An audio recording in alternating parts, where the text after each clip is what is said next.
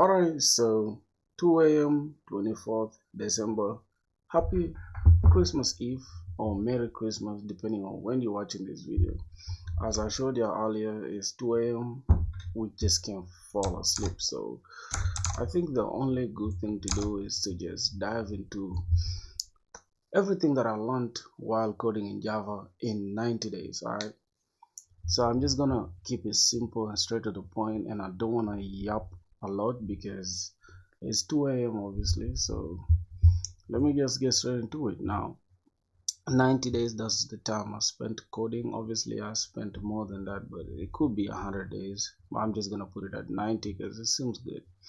Alright, so I first started with core Java, and everything that I did in core Java is literally just the basics. As you can see, I did ints, strings, booleans, and other things that you've done in every other language. So I'm not gonna go over them. In this video, I'm not actually explaining, but I'm just showing you guys everything that I've learned. Object-oriented programming, that is where I spent a vast amount of time. It probably took me like 3 weeks if I could remember, and mainly I couldn't understand polymorphism and abstraction. I fairly understood encapsulation straight away with inheritance, but as we speak, I am good at them. Right? After OOP, before OOP, obviously there's classes and objects, because classes and objects really make up everything, right? Because everything is really originating from classes. That's where like this object-oriented programming concept is coming from. So as soon as I understood that an object is an instance of a class, that's when it started to click for me. And after that, everything else just started falling. It's almost like a snowball effect. And from OOP, I went to collections. Now, fun fact, I couldn't understand collections because for some reason my brain couldn't pick it up. But with practice and just constant trial and error, I understood lists, maps, and set. Now, here's the thing: this map here, I think it also means a hash map if you just want to be technical. Also, this list also means like an array list, and a set. You guys get the point. So, generics and exceptions.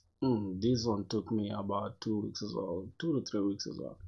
And generics literally like wasted my time because I was trying to get it and I couldn't understand it. It's almost like you just accepting any type, but not in a literal any type. So if you know that the input is a string, obviously the output should be a string, right? You shouldn't input a number and then get a string. So that's like the main concept of generics, and I'm just oversimplifying it. It's not literally that, but you can do your research. Now, exceptions, I fairly understood it, obviously, just error handling and all that. And yeah, I think this is where I started to like, okay, this is what Java is all about. After that, I went for streams and lambdas. Now, I didn't really waste time here in streams and lambdas because I had to wait for when I start building projects with Spring Boot, then I can now bring in the streams and lambdas. Now, after I think about a month of learning core Java, that's when I transitioned into Spring Boot. Now, Spring Boot is a framework of Java, and what's fun is that it is all under the umbrella of Spring Framework that has things like Spring Boot.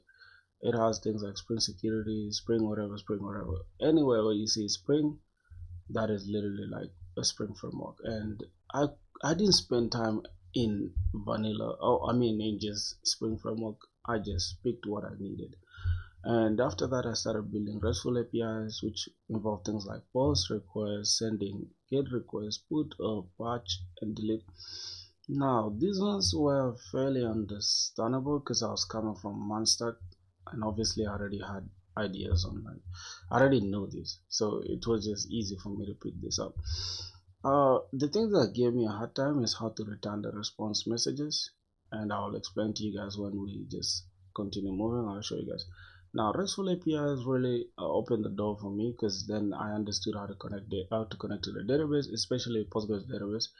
I fell in love with Postgres database even when I was still doing Monstack before I switched to Java. And since then, I haven't really looked back. I did MongoDB when I was, I think learning Node.js, and I did really like it. I don't know, for some reason I just like complexity. Yeah, I just like unnecessary complexity. So, especially things like relations and just understanding one to many to all that stuff, I really like them, and that's why I went to PostgreSDB. The next thing I went for was JPA and Hibernate ORM. Now, these are just object relational mappers that take your entities and convert them into like literal tables in your database. And after that, after I understood this entire thing here, mind you, before I reached here, I didn't build nothing, right? But as soon as I reached here, after I just understood how to talk to the database, boom, building a to-do app was just a walk in the park. Now, obviously, I failed like 1 2 times before I could build my first app.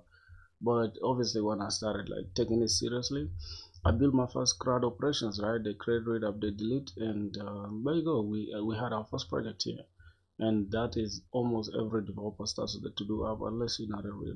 I don't know, maybe you're different, but it is what it is.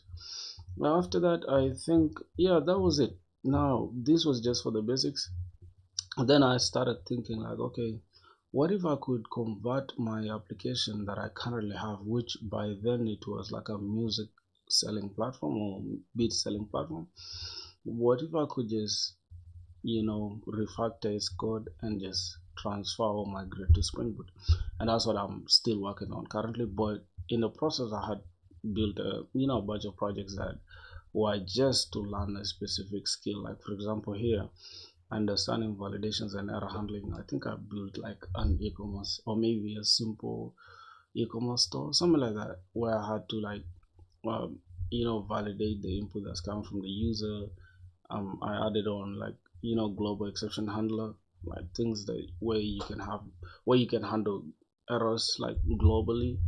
You understand, for errors, 400 errors and 500 and all that. And also finally pagination, sorting and filtering, I did them also like with a project. I think it was also an e-commerce project.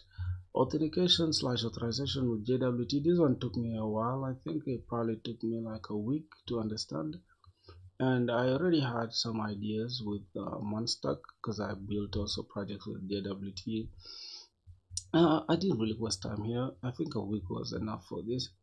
Then unit testing and JUnit and also Mockito, I didn't really do this, and I'm very terrible at unit testing. I need to read books on this, or maybe because for some reason I just don't understand like tutorials like that. Everything you see here, I haven't watched a single tutorial. Like everything here is just something that I've researched on my own, and that's it. So as you can see, projects to build. Now I need to pick two.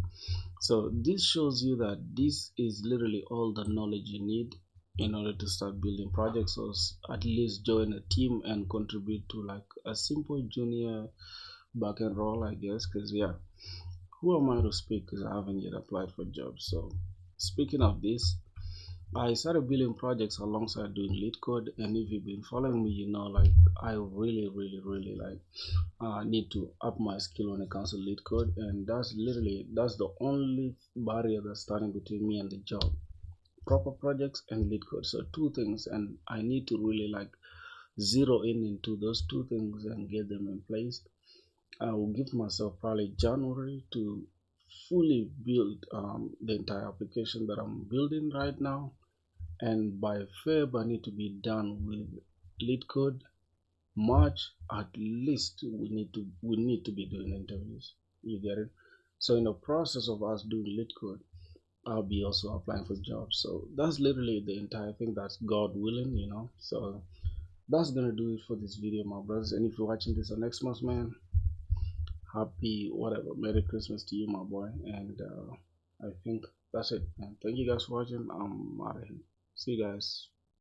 I think tomorrow or any other day that I record this video. Let's get it.